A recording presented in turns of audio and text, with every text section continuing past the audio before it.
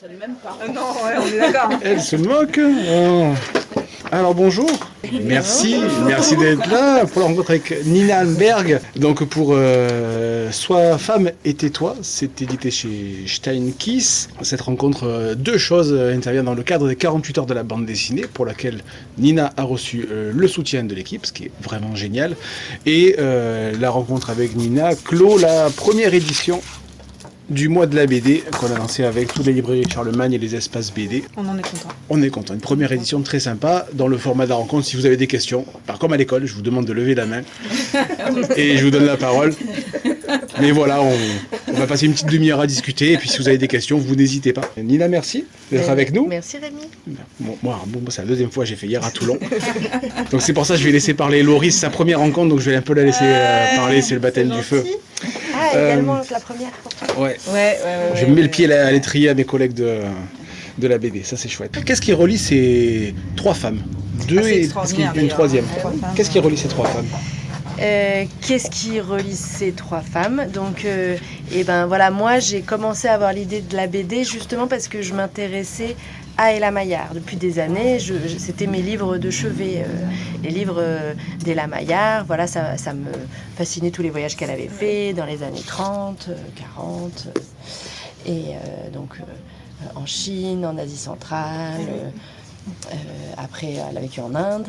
Et donc, dans certains de ses livres plus récents, finalement, elle racontait qu'elle avait aussi fait de la voile, donc beaucoup en Méditerranée, avec son amie Hermine de Saussure. Et puis, donc, j'avais compris qu'elle avait aussi participé aux Jeux Olympiques. Première femme à participer aux Jeux Olympiques dans les années 20 en voile, qu'elle avait commencé à faire de la voile sur le lac Léman où elle avait grandi. Puis après, avec cette amie Hermine de Saussure, elles avaient fait beaucoup de voile. Et toujours, elle disait, après, il est arrivé quelque chose de terrible. Et donc, mon amie est tombée malade, et puis on n'a plus fait de voile. Et pour moi, ça a été quelque chose de terrible. Parce que moi, lisant ces livres où elle racontait tous ces voyages incroyables, j'avais un petit peu du mal à comprendre, parce que je me suis dit, ça va, cette femme a eu l'air d'avoir une vie sympathique. Mais en fait, du coup, je pense que ce qui relie là ces trois femmes, c'est ce secret-là que, du coup, de cette grossesse qui est révélé du coup dans ce livre et que moi j'ai découvert en lisant la biographie de Delphine Seyrig. Voilà, donc je me suis intéressée en deuxième partie à Delphine Seyrig et une fois que j'ai vu que voilà, elle était très attachée à sa mère, enfin voilà, et qu'il y avait des liens entre ces histoires, je me suis dit ça va faire une BD. Et donc vous vous saviez que Delphine Seyrig c'était la fille de... Voilà, ça je le savais. Voilà, c'est ça que j'ai oublié de dire. Oui, avant ça j'avais compris ça et je m'étais dit incroyable quand même. Du coup, ces femmes qui du coup ont réalisé, du coup dans le domaine soit nautique, soit des voyages, soit ensuite du cinéma, ont réalisé des choses vraiment sympathiques et hors du commun, et voilà. Et donc j'ai eu envie de les relier dans ce roman graphique. Parce que l'idée de base, la BD ne devait pas être centrée sur Delphine Seyrig. Moi je pensais vraiment faire un portrait des trois. Ella, Hermine, Delphine. Du coup, pendant longtemps, d'ailleurs, le titre, c'était provisoire. C'était ça, Ella, Hermine et Delphine. Je savais que c'était pas un titre c'était le titre de travail, mais pendant 2 ans, c'était ça le titre. Et en fait, finalement, c'est plutôt une histoire générationnelle. Voilà. Alors, d'un côté, les femmes dans les années 20, Hermine et Ella, et puis de l'autre, dans les années 70, Delphine. Et puis leur relation à toutes les deux, moi je trouve que la relation de la mère et de la fille, parce que, alors elles s'aiment beaucoup évidemment, voilà, mais c'est quand même hyper ambivalent parce que Hermine de Saussure, d'un côté, sa vie telle qu'elle l'avait imaginée a été un peu brisée, son rêve a été un peu brisé, et moi je les connaissais pas du tout, donc vraiment c'est par le prisme de la BD que je les ai complètement découvertes. On a un peu l'impression qu'il y a quand même une séparation un peu entre la mère et la fille, une séparation, je ne saurais pas comment dire, mais voilà, quelque chose de non-dit. Oui, je crois que c'est plus non-dit. Voilà, de non-dit, mais qui est beau en même temps, parce que pour la cause des femmes, chacune à leur hauteur et chacune avec ce que l'époque acceptait de liberté et de ce qu'on pouvait faire pour la cause des femmes, parce que je pense que Hermine de Saussure, elle était quand même dans une famille très bourgeoise, et que même si elle a été dans une famille qui était très acceptante, parce qu'ils ont accepté beaucoup de choses pour l'époque qui dans certaines familles, elle a quand même été limitée, elle a été obligée de garder cet enfant. Elle s'est sentie obligée de le garder, de se marier après pour avoir une vie classique, on va dire. Et j'ai l'impression que des fois, ça pèse un peu dans cette relation qu'elles ont eue toutes les deux. C'est ça, c'est ce qu'on a essayé de travailler graphiquement, du coup, avec Ariana Melone, que du coup, dans la BD, il y a beaucoup de... On voit que les corps de Ella et d'Hermine, ils sont plus proches, et ceux de Hermine et Delphine, ils sont plus resserrés. Et donc, à un moment, il y a aussi cette scène au début où il y a les trois, et on voit que Delphine, elle est chaleureuse avec Ella, et avec Hermine, elle reste... Ouais, c'est frappant. Voilà, on a essayé de travailler ça... Celle-ci non, au début, quand il y a le film, juste après le film. Ah, ici. Ouais. Elle embrasse. Elle embrasse. Voilà, là, on les voit, là, elles sont bien distantes. Ouvrez vos livres à la page 8. Alors que là, j'ai toujours aimé dire ça. Voilà, là, elles s'étreignent. Et là, bien, alors. Elles sont et du coup, on reproduit avec son fils aussi cette distance qui est assez terrible. Parce que là, pareil, elle, pour le coup, son enfant, on sent qu'elle a un amour débordant absolu pour son enfant, et qui en même temps. Sa vie active, sa vie de femme, sa vie d'actrice, toutes ses vies en fait, parce que vraiment elle a eu beaucoup de vie, je trouve, Delphine de Seyrig, ont fait qu'il y a eu une distance aussi avec son fils. Je sais pas si ça a toujours été le cas, si à la fin ça a été le cas aussi. Du coup, ça c'est intéressant. Est-ce qu'il y avait une Delphine publique et une Delphine privée ? Ouais, voilà, est-ce qu'on... alors ça, bonne question. Ça, oui, j'imagine. Moi, j'ai parlé avec son fils, Duncan Youngerman. Voilà, donc Delphine Seyrig, elle est morte prématurément, à l'âge de 58 ans. Voilà, et donc le père de Duncan, il était américain, donc c'est pour ça, ils s'étaient séparés. Duncan était resté avec Delphine pendant son enfance. Et après, il a aussi voulu aller avec son père, et donc il a passé au moins 10 ans aux États-Unis. Donc c'est vrai que cette histoire transatlantique, c'est plus compliqué. Et donc c'est ce qu'on dit aussi, elle est débordante de culpabilité. Et en même temps, c'est même Duncan Youngerman lui-même qui me l'a dit, c'est qu'au moment où du coup il part, du coup elle doit trouver un nouveau sens à sa vie parce qu'elle est blessée du départ de son enfant, et c'est là finalement à la fin des années 60 que du coup son combat féministe éclot.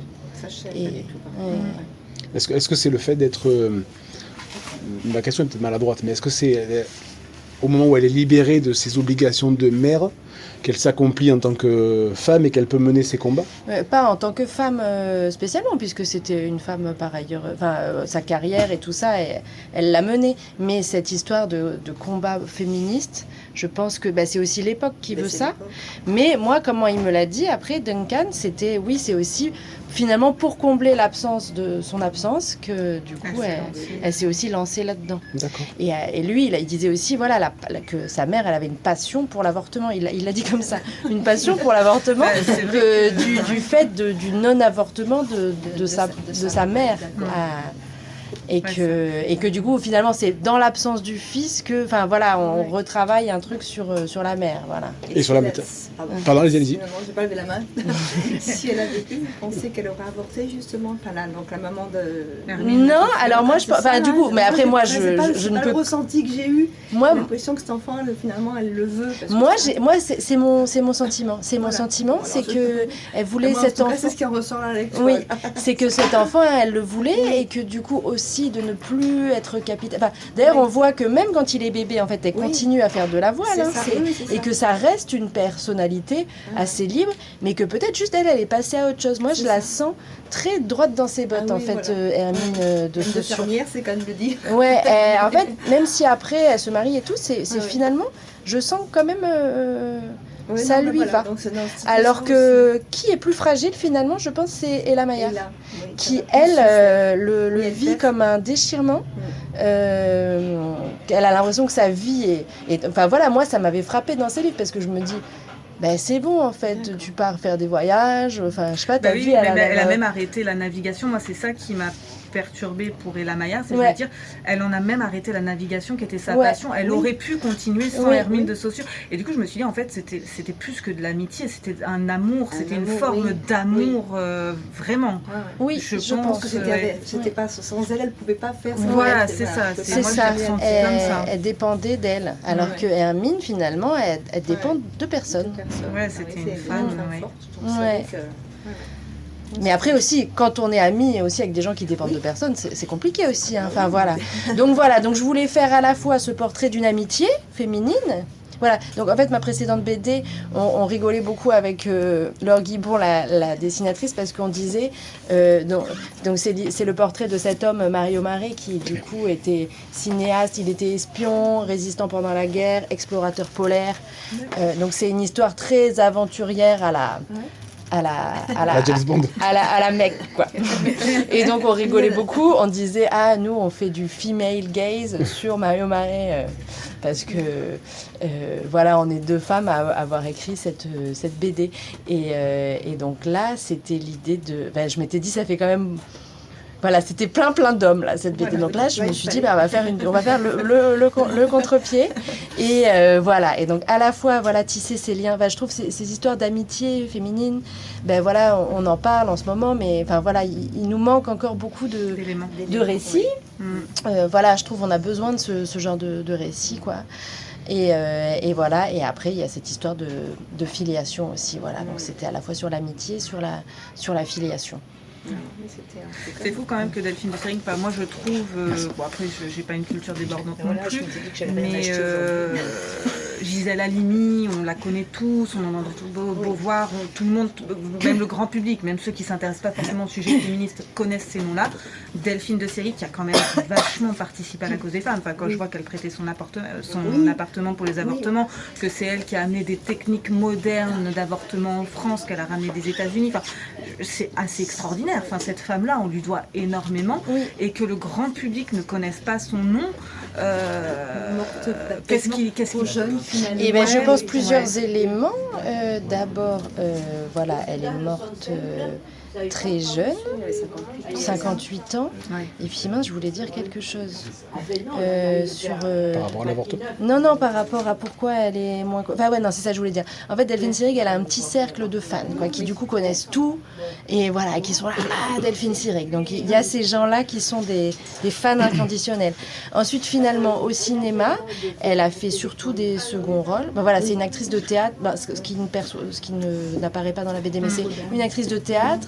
Voilà, mais donc, après, si on dit Podane, si on dit La Fée des Lilas dans Podane, après, ça, si on dit ça, on me dit, les gens ils disent, parle. ah, ça parle. Moi, du coup, je dis toujours ça. C'était La Fée des Lilas dans Podane. Voilà, donc, pas de rôle de premier plan. Et aussi, pourquoi après pas de rôle de premier plan, c'est qu'ensuite, elle dit qu'elle veut pas, elle veut pas jouer avec des réalisateurs hommes. Et donc, je pense que ça, c'est aussi pour sa propre carrière un coup Oui, dur. Oui, à l'époque. C'était un choix fort. Un choix fort et du coup un choix Oui, qui l'empêche de faire plus de rôles. Elle en connaissait un peu les conséquences, malheureusement. Oui, c'était du coup un choix Oui, conscient, parce que- mais du coup un vrai choix qui, je pense, fait qu'elle n'a pas eu la carrière, mais je pense qu'elle ne le voulait pas. Enfin, qu'après, elle est partie sur autre chose. Mais d'où le fait que, à mon avis, c'est ça qui fait qu'elle... Et donc après, elle est partie dans des milieux beaucoup plus underground, entre guillemets, avec la vidéo, enfin, du coup, qui était moins du cinéma grand public. Mais paraît-il que, donc, quand est sortie l'année dernière à Marianne Bad, qui est donc sortie en 1961, qu'il a révélé au grand public français à cette époque-là, du coup, dans les journaux, pendant des mois, les discussions étaient... Enfin, voilà, il y avait beaucoup moins de sorties qu'aujourd'hui. On parlait de ça hier, les sorties pléthoriques actuelles. Et bien, elle, comme et ben, ce film a fait débat dans les journaux pendant des mois. Les gens débattaient là-dessus, les journalistes et tout ça. Et donc, ça a été... Enfin, donc après, c'était vraiment... elle était très connue à cette époque-là. Quand il y a eu Marianne Bad et donc, justement, c'est un film que moi, j'ai regardé. Et voilà, où elle a une image extrêmement éthérée, elle ne dit pas un mot, enfin, voilà, et tout. soit belle. Voilà, donc toute l'histoire de ce processus, c'est d'arrêter de jouer ce genre de rôle et de prendre la parole et de passer derrière la caméra. Différemment, finalement. Hein? Elle a peut-être besoin de prendre la parole différemment. C'est ça, en tout cas de retour. Voilà. Ouais. Et elle le dit aussi à un moment dans la BD, si on a une image, c'est...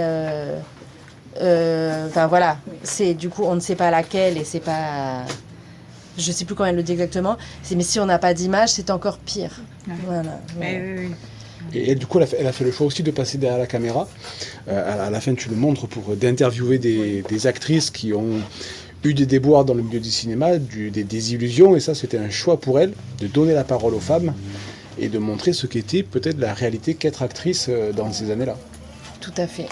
Réalité qui ressemble beaucoup à celle d'aujourd'hui, finalement. Oui, parce que... Après, je pense que ce métier d'actrice, c'est vraiment extrêmement spécial, quoi, dans le sens où on est en image, on doit attendre d'être choisi. Moi, j'ai des amis comédiens, c'est vrai que je me dis, waouh, c'est... Par rapport à, par exemple, quand on est auteur, finalement, moi, je choisis finalement ce que je fais. Là, d'attendre toujours d'être choisi, c'est quelque chose, pour les hommes ou pour les femmes. Et les femmes, c'est plus, malheureusement, pour... Et donc, ce film, qui est maintenant, il est en accès libre, on peut le voir sur Internet. Il est édifiant de par ce qu'il dit. Aujourd'hui, du coup...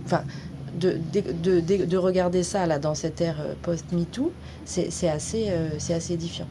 Puisqu'on se dit, rien n'a changé. C'est ça. Et son engagement, il était fort déjà sur l'époque, en fait, pour tout, au niveau Et de sa carrière. Au niveau et moi je trouve aussi que, donc, elle a fait beaucoup de prises de position à la télé, des positions publiques. Je trouve que ces prises de position, du coup, pour un milieu, télévisuel, sont extrêmement radicales. Et aussi d'une grande finesse, très intelligente, mais quand même, je me dis, elle y va pas avec le... Pas Oui, mais elle quoi. perdait jamais son sang-froid parce que dans les interviews, j'en ai regardé plusieurs. Du coup, Moi, j'ai pas... les journalistes, qui sont toujours des hommes, d'un certain âge pour certains, la pousser dans ses retranchements, essayer de la pousser dans ses retranchements. Enfin, moi, il y a des interviews que j'ai vues, j'avais envie de frapper le journal. Laurie aurait perdu son sang-froid. Au bout de 2 minutes. Attention. Moi, je me mets en retrait. C'est affligeant. Enfin, moi, j'ai trouvé ça vraiment affligeant, quoi. Et elle garde toujours du coup, un flegme, mais une réponse très juste, je trouve. Il y a cette interview donc, qui est retranscrite là dans la BD, où c'est Claude Lanzmann, du coup, le réalisateur de Shoah. 10 ans plus tard, il réalise Shoah. Et où il est affreux. Il est affreux. Et moi, je trouve que, celle-là, elle est particulièrement... il essaye vraiment de la pousser dans... C'est violent, finalement. C'est assez violent, Il essaye vraiment de la pousser dans ses retranchements. Pas les seuls, quand on les regarde. Quand une actrice ou quelqu'un meurt, on repasse forcément un peu des interviews des années 70 ou 80. Même 80, on se rend compte déjà du misogynisme, que je ne dis pas de bêtises, et de la violence des hommes envers les femmes, quand même si elles sont fortes, ça ne doit pas être évident. Ah ben non, il fallait. Et donc je trouve que ces prises de position-là,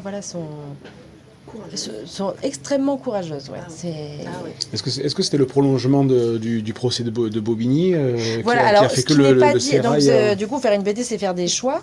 Et donc, par exemple, Delphine Seyrig, elle a témoigné au procès de Bobigny. Finalement, j'en ai pas du tout parlé parce qu'il y a une autre BD qui s'appelle de Bobigny, qui est dessinée par Carole Morel, donc qui est sortie l'an d'avant. Donc j'étais là, bon. Et où d'ailleurs, il y a des petites scènes avec Delphine Seyrig. Où au début, moi, dans le scénario, j'avais intégré. Après, je me suis dit, bon.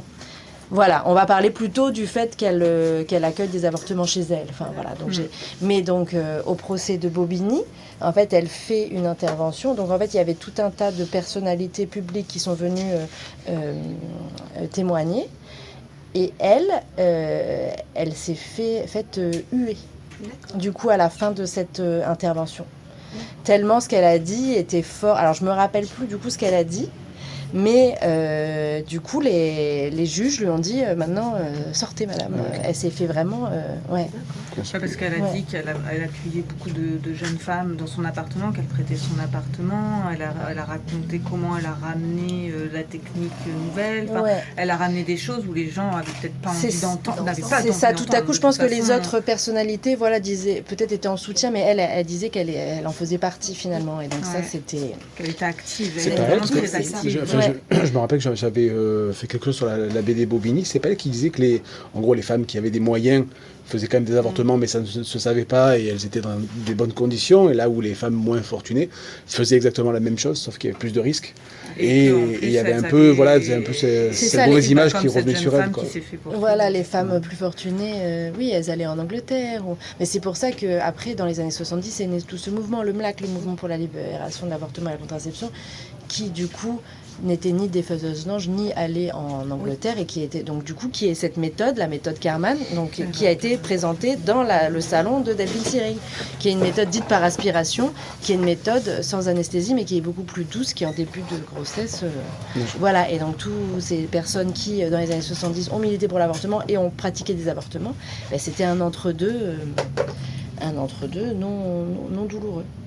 Et beaucoup de femmes, du coup, se sont il y a ce savoir qui s'est transmis entre ces militantes.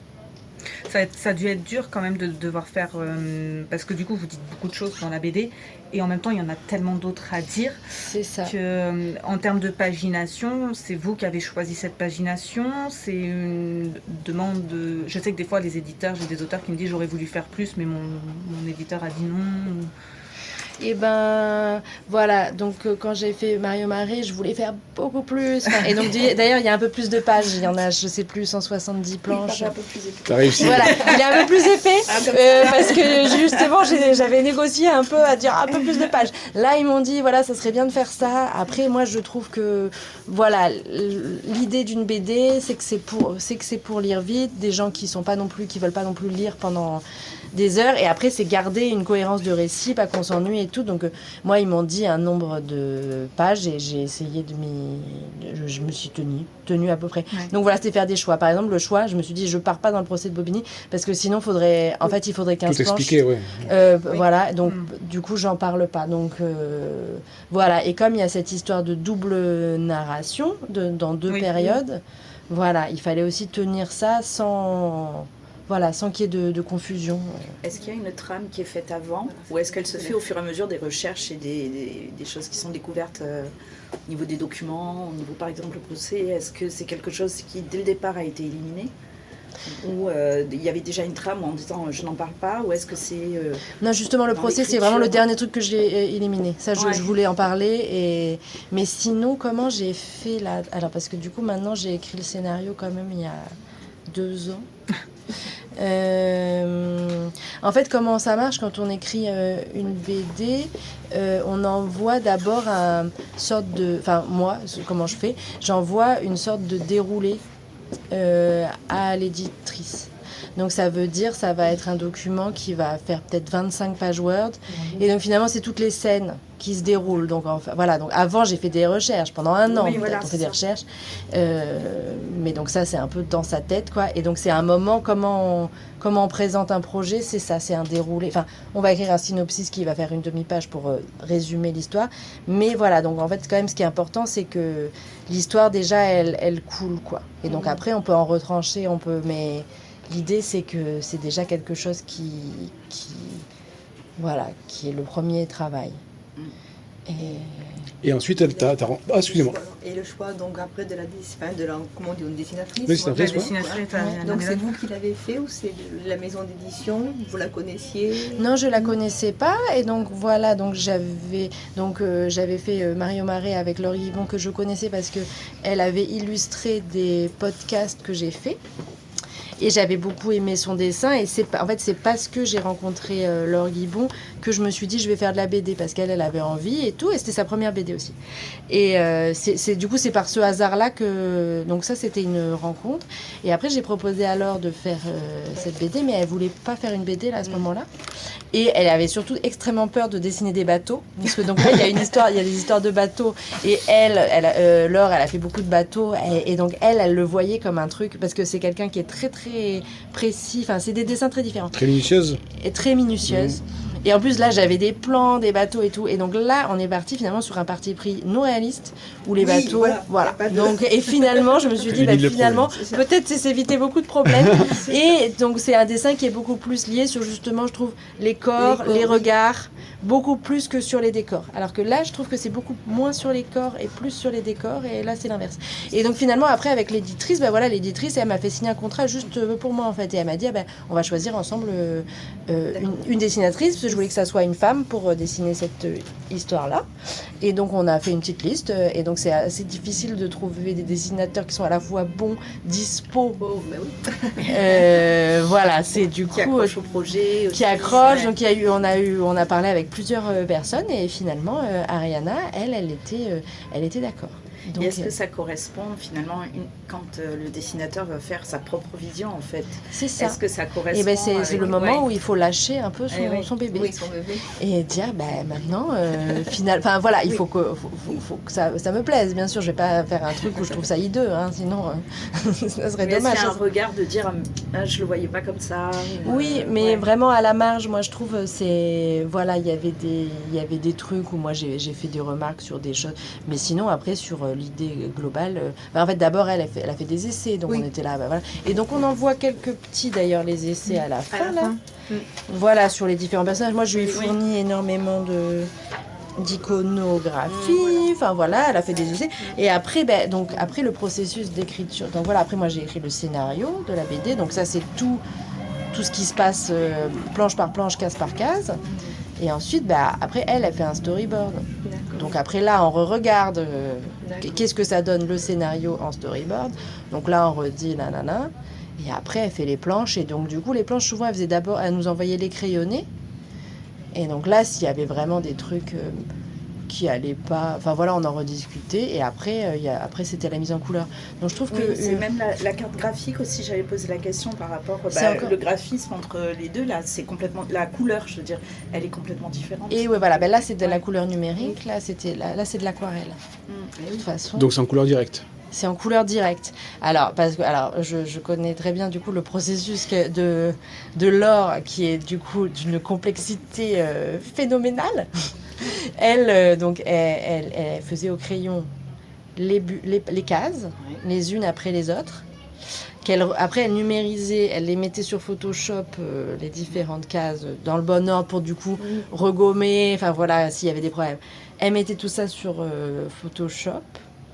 Elle imprimait cette page sur un papier comme ça épais. Et ensuite, elle disait c'était ma récompense. Elle faisait l'aquarelle en direct. D'accord.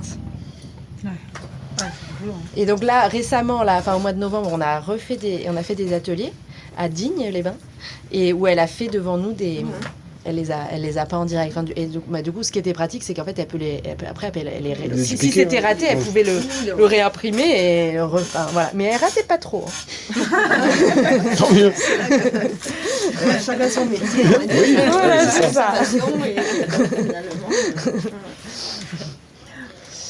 Et du coup, ensuite, cette BD, comment est-ce que tu as réussi à la faire voyager, à la faire partager à tes auditeurs, auditrices, parce que tu fais beaucoup de podcasts aussi, de réalisation audio pour Arte.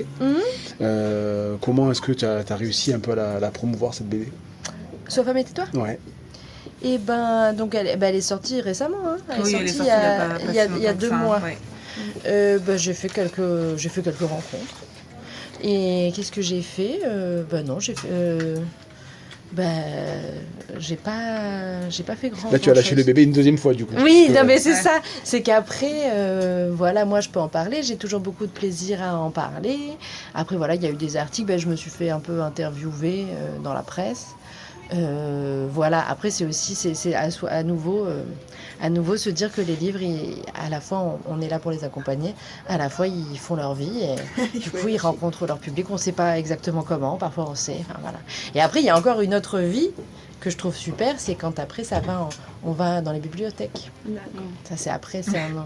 Donc, du coup, là, Je crois que ça va commencer par le CDI du lycée. Hein. Oui, Voilà, oui, oui. ah ben, ouais. Ah oui, ouais, ah, c'est vrai, Je crois qu'elle l'a déjà prise. Ouais. Oui, c'est pour ça que j'avais posé la question quand elle m'a dit qu'elle Et, n'avait pas France. Elle m'a dit non, je l'ai prise. Est-ce que ça peut être un support pour les femmes de tout âge pour aborder certains sujets? Moi, je pense que cette BD, voilà, je la Libérer une voyais parole aussi pour je trouve que c'est aussi pour un public ado, quoi. Oui, pour connaître. Ouais. C'était pas autant Mario Marais, je trouve comme, enfin, tu peux lire en ado, mais c'est un peu plus compliqué. Je trouve celle-là, c'était l'idée, voilà, de me dire oui. C'est à la fois, après dans un truc très du coup militant entre guillemets, mais c'est de dire voilà, il y a des femmes à toute époque, elles ont fait des choses, et je trouve que voilà, les jeunes filles, moi en tant que jeune fille, je trouve j'ai manqué de modèles. Et je trouve que les modèles, aujourd'hui, je trouve que l'édition, elle s'attache beaucoup à faire ça, du coup, de montrer ces modèles, de montrer ces autres histoires, de montrer des histoires écrites de ce point de vue-là. Et pour moi, je trouve que voilà, celle-là, elle est... Je pense qu'elle peut avoir un contenu pédagogique assez fort. Parce que je trouve qu'aussi, par exemple, la filmographie de Delphine Seyrig, elle est très exigeante, quoi. Donc tout à coup de se dire on va regarder. Enfin voilà, moi personnellement j'ai regardé tous les films et je me dis quand même c'est pas si facile, quoi, de regarder Jeanne Dielman, de regarder donc le pire, moi je trouve c'est l'année dernière à Marianne Bad, là ça m'a vraiment perdu. Donc je trouve que du coup là par la BD on peut aller voir des extraits. Enfin voilà, du coup pour un public plus ado, et je pense que c'est une bonne porte d'entrée. Et en tout cas, moi, je l'ai vu comme ça. Enfin, je me suis dit, voilà, moi, j'ai envie de... je me suis dit, moi, j'aime leur parcours, je les admire, sans être dans une admiration béate, mais voilà, je pense que ça vaut le coup de le transmettre, de le partager. Justement, le carnet documentaire à la fin a cette fonction pédagogique de dire on va plus loin, on apporte plus de sources, de faits historiques, c'est aussi cette dimension-là. Oui, c'est ça, ouais, complètement. Est-ce que quelque part, dans ce que vous disiez, comme quoi il y avait moins de modèles, il y a plus de modèles aujourd'hui, mais en fait elles y étaient, mais elles n'étaient pas médiatisées. Oui, voilà, c'est ça. Non, bien sûr, elles étaient. Enfin, c'est montré que ça a toujours. Elle était aussi Alexandra Davinil. Il y avait plein de femmes qui étaient hyper engagées dans ce qu'elle faisait, mais finalement on en parlait peu. C'est ça. On en parle plus aujourd'hui, Voilà, on en parle plus, et donc du coup, oui, moi je trouve que ce qui est important, c'est en tant que jeune fille d'avoir juste la confiance. C'est tout simplement, de se dire moi aussi je peux faire des choses quelles qu'elles soient, je peux faire le métier que je veux, je peux vivre ma vie, donc voilà, j'ai fait pour ça aussi. Enfin voilà, je me suis dit c'est aussi bien pour les ados. Non, c'est vraiment, je pense que pour l'avenir Marie, je lui ferai lire. Au niveau de tes projets, donc tu fais du podcast, de la réalisation pour Arte, audio. Sur quoi tu travailles en ce moment ? Alors moi, plus j'avance en âge, encore jeune, mais néanmoins, avec quand même 15 ans de vie professionnelle derrière moi, moins c'est clair ce que je fais. Je trouve que c'est de plus en plus compliqué parce que oui, donc j'avais fait des études d'histoire et puis de cinéma documentaire. Moi, je voulais être réalisatrice de films documentaires. En fait, c'était ça mon truc. J'ai jamais fait le moindre film. Finalement, je trouve ça pénible, un peu les caméras. Enfin voilà, et donc c'est pour ça que j'ai fait beaucoup de la radio. J'ai découvert que la radio, c'était un moyen pour être beaucoup plus proche des gens, qu'on interviewait, c'était très doux. Les gens, ils oublient le micro. Voilà, donc après, je me suis dit pas de caméra. Et l'écriture, c'est pareil, finalement. C'est toujours beaucoup, je regarde des choses. Et puis voilà, écrire, on peut écrire après. Donc ça aussi, c'est pratique. Voilà, donc du coup, je fais ça. Oui, je fais des podcasts, mais en ce moment, pas tant. Du coup, j'ai un projet de film, pour le coup, mais je suis preneuse de son. Et donc, c'est pas moi qui réalise, c'est un film à Martigues sur les pêcheurs. D'accord. Et puis... Toujours ce lien avec la mer et l'océan. Oui. Alors, toujours... Oui, après... On n'en sort pas. Complètement. Et donc, c'est rigolo parce qu'en fait, aussi, là... moi, sinon, je fais beaucoup d'ateliers d'écriture et de podcast. Et en général, ça nourrit un peu ce que je fais. Donc là, j'écris un roman qui s'appelle L'étang. Ça se passe au bord de l'étang de Berre. Mais en fait, là, depuis des années, je fais des ateliers pour... comme ça, je rencontre des gens. Enfin, voilà. Et donc, c'était beaucoup autour de la pêche. Et donc, j'ai rencontré des pêcheurs de thon. qui pêchent sur qui ont des petits quotas, hein, des pêcheurs artisanaux là qui pêchent au thon à la ligne là. Et c'est trop rigolo parce que en même temps, je faisais le scénario de cette BD et j'étais mais c'est incroyable. Et bien là aussi, elle pêche au thon. J'étais là, c'est quand même une niche, la pêche au thon. Mais il faut en parler, hein. Il faut faire quelque chose dessus. Et donc, comme tu es chez Steinkiss, qui a signé un partenariat avec Mediapart sur des futurs BD documentaires, Oui. tu Et donc, travailles aussi là-dessus. Je travaille sur le scandale Nestlé, sur l'eau en bouteille. Mais donc je suis vraiment au début du processus et donc du coup en fait il y a la journaliste Pascal Pasquarello, il y a un dessinateur et moi je suis un peu au milieu pour du coup justement rendre toutes ces affaires. Ben voilà, et donc je pense que moi ce qui lie un peu tout ce que je fais c'est le récit quoi. Et donc c'est justement rendre ces affaires. Ben, moi je trouve que le scandale de l'eau c'est vraiment moi-même je trouve ça compliqué quoi. Qui pourtant regarde le truc depuis un certain temps, c'est rendre ces affaires un peu complexes plus claires. Et donc ça, je trouve que la BD, c'est un super médium pour cela. D'accord. En tout cas, voilà, je trouve que par rapport à des livres écrits, enfin voilà, là, et du coup, beaucoup sur le BD reportage, je trouve que c'est vraiment une façon de rendre les choses plus claires et à un plus large public. Ok. Ouais, puis de développer peut-être un peu plus, que vous aviez un podcast du coup sur les Amazones, là, Oui. vous avez écrit du coup après, qui est hyper intéressant, qui est sur alors ce que nous on appelle les Amazones, mais qui s'appelle, c'est les étiquettes. Non, c'est pas ça. Ikamiabas. Ikamiabas, voilà, je transforme les mots. Mais du coup, ouais, j'ai écouté un podcast que vous avez fait avec la librairie, j'ai perdu les noms. Ah, La Franchie. La Franchie, voilà, qui était super intéressante Oui. sur cet Une ouvrage-là. librairie à Lille. Ouais, qui a l'air, du coup, qui font plein de podcasts hyper intéressants. En fait, ils ont fait ces podcasts au moment du confinement. Ouais. Comme on ne pouvait plus faire de rencontres en librairie, la libraire, qui adore faire des rencontres, elle a interviewé pendant 1 an ou 2 des gens. Je pense maintenant elle le fait plus parce qu'elle refait des rencontres. Mais du coup, et moi, comme ce livre il est sorti janvier 2021. Ouais.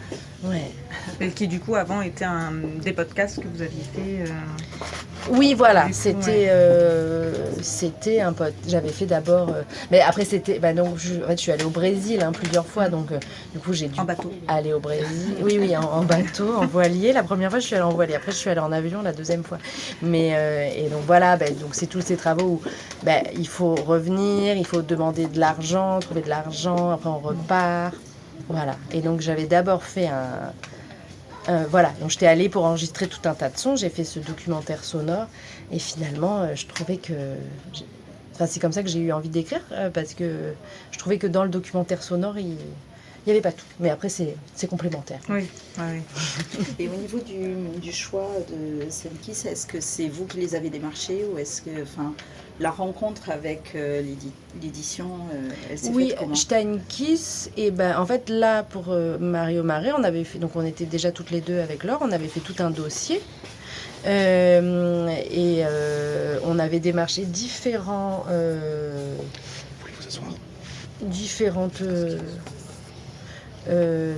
maisons d'édition et on avait failli aussi aller chez Delcourt. Mais en fait, ça n'avait pas marché. Et après, Steinkiss, du coup, ils publient pas beaucoup de livres. Ils en publient 15 par an. Engagés, c'est très... Voilà. C'est vrai que c'était le bon endroit. Et après, moi, l'éditrice, on s'est très bien entendu. D'avoir un lien, je pense, avec son éditeur, ça facilite quand même les choses. Parce que Delcourt, ils sont quand même moins dans à part leur Delcourt Mirage où c'est la collection engagé. Steinkiss, ils ont vraiment, je trouve, une ligne éditoriale. Ils font beaucoup de BD comme ça qui sont... Puis là, le partenariat qu'ils vont faire avec Mediapart. Donc déjà, ils font un partenariat avec Zone. Ouais. Ou pareil, là, ils ont mis en BD des livres à la découverte, là. On ne naît pas mec, là. Qu'est-ce qu'ils ont fait, là ? Il y a un Sex Friend aussi, là, sur les applis de rencontre. Mais il y en a d'autres, sur des sujets plus... Enfin, voilà. Et là, avec Mediapart, ils font sur l'école. Mais c'est la première qui va sortir. Voilà. Et une deuxième sort... sur, les violences sexuelles, les enquêtes sur les violences sexuelles. Et là, nous, ça sera la 3e sur l'eau. D'accord. Okay. Un Et super au niveau projet. du choix du titre, du coup, c'est. Ah, le choix du titre, ah oui, discussion, parce que du coup, j'aime pas trop le titre. Hein. Ah ouais Ouais, moi j'aime pas trop. Mais donc c'était pas pour le choix. Alors moi j'avais des choix, donc du coup. Mais alors les titres c'est aussi intéressant parce que parfois c'est hyper clair, ça va être ce titre. Par exemple, La Dernière Amazone. Depuis le début, je savais que le livre il s'appelait comme ça. Ben, j'aime beaucoup ce titre, d'ailleurs, je trouve ça très... Parfois, ça coule de source, parfois pas du tout. Donc, je vous disais, pendant 2 ans, le titre, ça a été Ella, Hermine et Delphine, où je savais que... Non, j'arrive même pas à le prononcer, donc je savais que ce n'était pas le titre. Et donc, après, on cherchait des titres. Et donc, moi, j'avais proposé comme titre Ma mère aussi préfère la mer, qui est donc une phrase qu'elle dit à un moment, Delphine, dans la BD. J'étais là, ben voilà, on va prendre une citation. Voilà, d'ailleurs, quand j'ai dit ça à mon fils, il m'a dit Ah, ben du coup, c'est comme toi, maman. On règle les comptes. C'est ça. J'étais là, oui, d'accord, ok, on va pas prendre ce titre. Je le trouvais très poétique. Et donc, Anne-Charlotte, l'éditrice, a été là, oui, bon, donc Nina, il faut faire un titre un peu parlant, un peu, voilà, que ça Montrer accroche et l'engagement, tout. Peut-être Voilà. aussi, oui, ça reprenait le titre du Voilà, et donc du coup, pour me faire plaisir, elle a mis là, ma mère aussi, ce qu'elle préfère, c'est la mer. Elle l'a quand même mis. Je vous propose d'en rester là avec Nina. Merci beaucoup. Merci à vous d'avoir